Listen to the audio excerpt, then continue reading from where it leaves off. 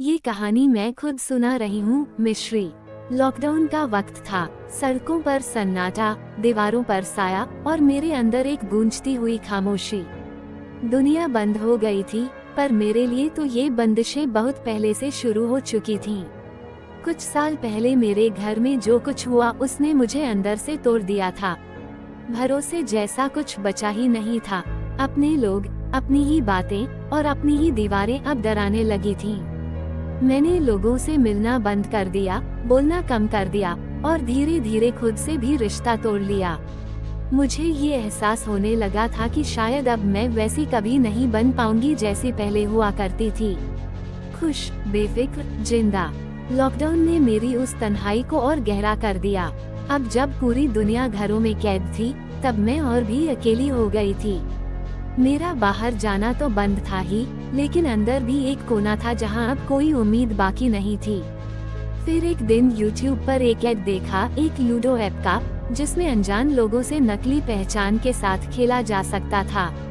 पहले तो मैंने नजरअंदाज किया, पर कुछ दिन बाद जब बोरियत हद से ज्यादा हो गई और मन का सन्नाटा सहन नहीं हुआ, तब मैंने वो ऐप डाउनलोड कर लिया। मैंने नाम रखा मिश्री।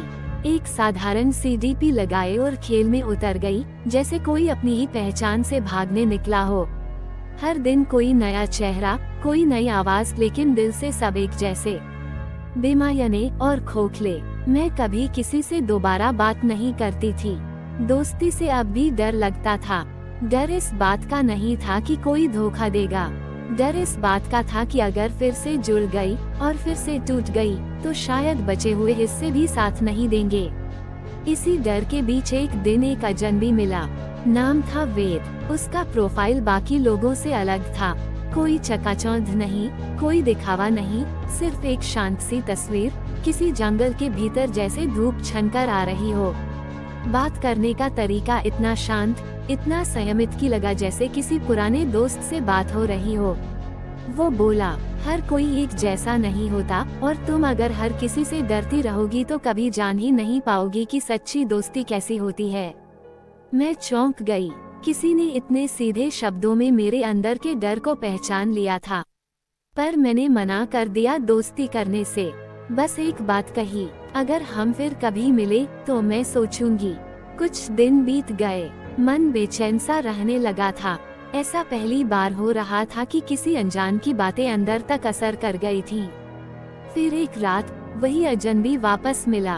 वेद। मेरे होठों पर मुस्कान आ गई और पहली बार दिल को सुकून मिला। उसने कहा, अब तो दोस्ती करोगी ना? मैंने भी मुस्कुराकर उसकी रिक्वेस्ट एक्सेप्ट की, लेकिन एक शर्त के साथ।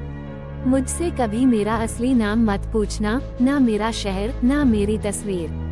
बस बात करना है तो करो, मेरे सच को छूने की कोशिश मत करना। वेद ने तुरंत मान लिया।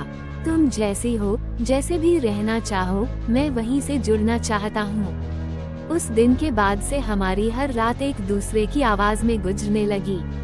मैं रोज अपने डर के अंदर से कुछ हिस्से निकालकर वेद को सुनाती, और वो हर बार मुझे यकीन दिलाता कि मैं टूटी नहीं हूँ, बस थकी हुई हूँ, और थके लोग भी दोबारा चल सकते हैं। वेद बहुत समझदार था। मेरे हर टूटे सवाल का जवाब उसकी चुप्पियों में होता था।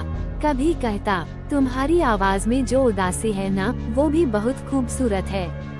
धीरे धीरे उसकी बातें मेरी दिनचर्या बन गईं। अब मैं उसके बिना खुद को अधूरा महसूस करने लगी थी। मैंने कभी उसे बताया नहीं, लेकिन मैं वेद से प्यार करने लगी थी। कहने को हमारी दोस्ती अब भी सीमित थी, पर दिल की सीमा कब टूट गई, पता ही नहीं चला। एक रात मैं तय वक्त पर ऑनलाइन आई, पर वेद नहीं था। पहली बार लगा कुछ छूट गया। दूसरी रात वो फिर नहीं आया।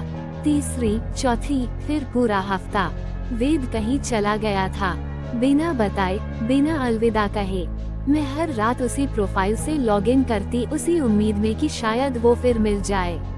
उसकी DP, उसका नाम, उसकी बातों की जगह अब एक खालीपन लेने लगा था। और उसी बीच मुझे एक दिन अचानक बताया गया, तुम्हारी शादी तय हो गई है। सब कुछ धुंधला हो गया। जिसे मैंने कभी देखा नहीं, जो मेरे किसी रिश्ते का हिस्सा नहीं था, पर फिर भी वो मेरी हर सांस में था। अब वो नहीं था। मैं अब भी उसी ऐप में जाती हूँ, उसी प्रोफाइल से, उसी उम्मीद में कि शायद वेद एक दिन लौट आए। क्या वेद लौटेगा? क्या मिश्री की अधूरी कहानी पूरी होगी? या ये प्यार भी उसी लॉकडाउन की तरह सिर्फ एक बंद पन्ना बनकर रह जाएगा? भाग 2 जल्दी आएगा। अगर आप जानना चाहते हैं वेद की वापसी की सच्चाई, तो बस बताइए, मैं वो भी सुनाऊंगी।